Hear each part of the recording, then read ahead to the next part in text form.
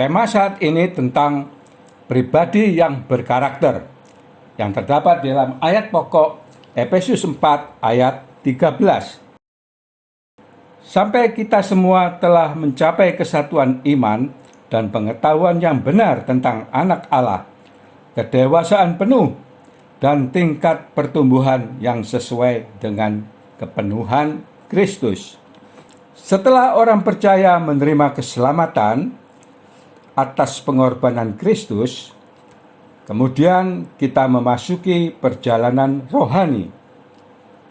Allah menghendaki pertumbuhan iman menjadi dewasa rohani. Target mencapai kepenuhan Kristus dengan menghidupi firman-Nya, menjadi ciptaan baru atau menjadi manusia baru oleh pimpinan Roh Kudus.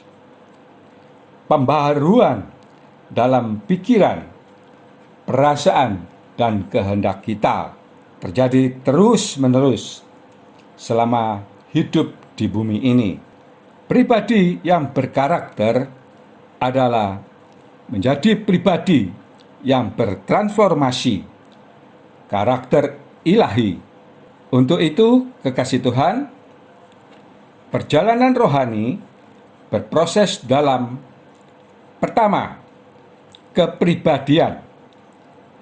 Galatia 5 ayat 17.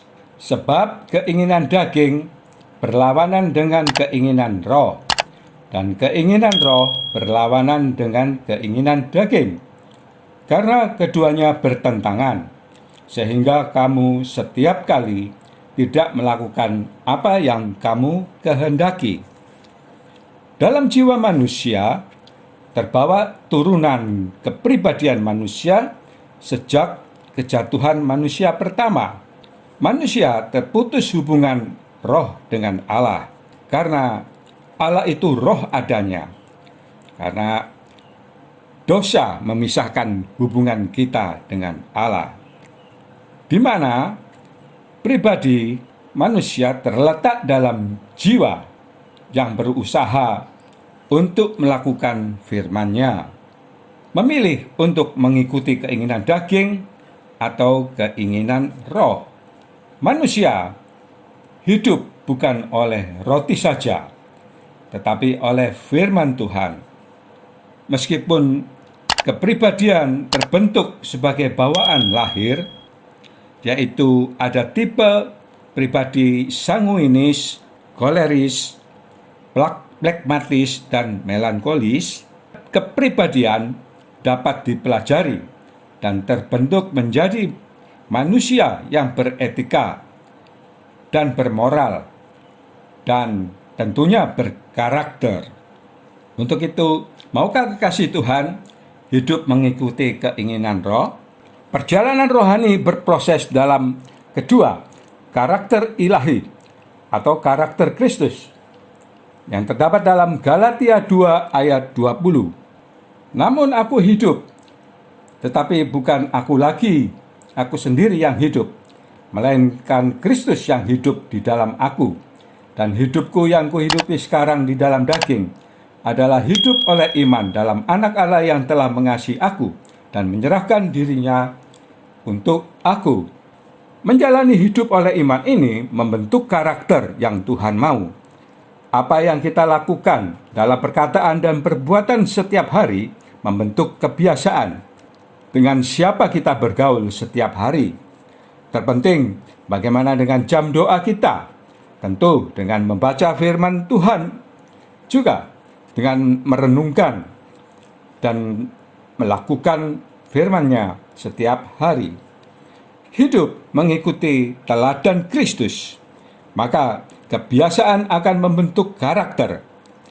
Karakter terbentuk dalam roh manusia. Karakter atau sifat ilahi terdapat dalam Galatia 5 ayat 22-23. Tetapi buah roh ialah kasih, sukacita, damai sejahtera, kesabaran, kemurahan, kebaikan, kesetiaan, kelemah lembutan, penguasaan diri. Tidak ada hukum yang menentang hal-hal itu. berkarakter dengan hidup dipimpin Roh. Galatia 5 ayat 25. Jikalau kita hidup oleh Roh, baiklah hidup kita juga dipimpin oleh Roh. Hidup menurut ego sendiri atau kehendak Tuhan. Bertekad, hidupku bukannya aku lagi, tetapi Kristus hidup dalamku. Hidup berbuah dan menjadi berkat bagi sekeliling kita. Maukah kekasih Tuhan mempunyai hidup berkarakter Kristus? Hidup mengikuti firman Tuhan dan dipimpin Roh Kudus. Perjalanan rohani berproses dalam ketiga transendensi. 1 Samuel 16 ayat 7b. Bukan yang dilihat manusia yang dilihat Allah. Manusia melihat apa yang di depan mata, tetapi Tuhan melihat hati.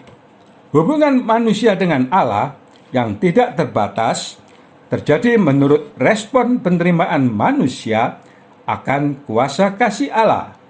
Tahap inilah menjadi target terpenting atau tertinggi, yaitu pemenuhan kebutuhan manusia sesungguhnya, karena berdampak kekal. Aktualisasi diri menjadi kebanggaan di mata manusia. Transendensi, hubungan kita dengan Allah yang tidak terbatas, hanya dinilai oleh Allah pencipta sendiri. Teori kebutuhan manusia tertinggi umumnya diketahui adalah aktualisasi diri. Tetapi teori terakhir penemuan mengatakan adalah transendensi. Sebagai ayat penutup 1 Yohanes 2 ayat 5. Tetapi barang siapa menuruti firman-Nya, di dalam orang itu sungguh sudah sempurna kasih Allah. Dengan itulah kita ketahui bahwa kita ada di dalam Dia. Kita ada di dalam Dia dengan menuruti firman-Nya, sehingga kuasa kasih Allah menyempurnakan hidup kita. Amin. Tuhan Yesus memberkati.